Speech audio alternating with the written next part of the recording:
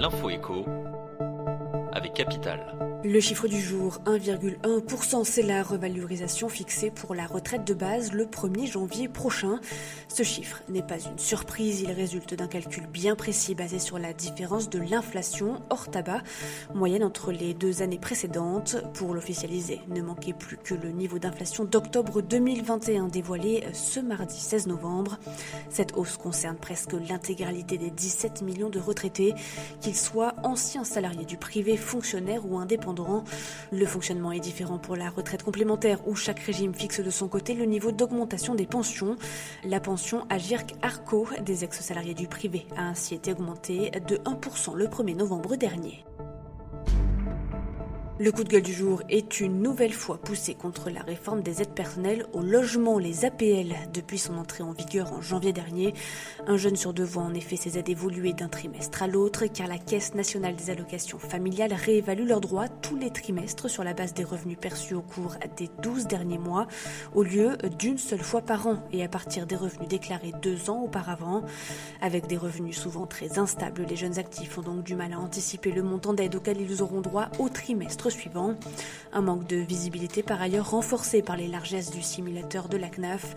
Selon l'Union nationale pour l'habitat des jeunes, celui-ci serait bien moins précis qu'avant la réforme. Plus d'infos sur capital.fr.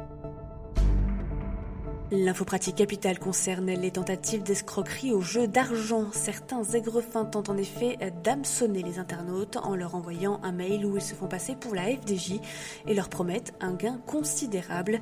La cible est invitée à y répondre le plus rapidement possible en communiquant ses informations personnelles. Une demande accompagnée du nom d'un avocat ou d'un huissier de justice pour gagner la confiance de la proie. Face à la menace grandissante que représentent ces arnaques, vous devez adopter les bons réflexes, vérifier l'identité du professionnel cité dans le message qui vous a été envoyé et être vigilant aux éventuelles fautes d'orthographe.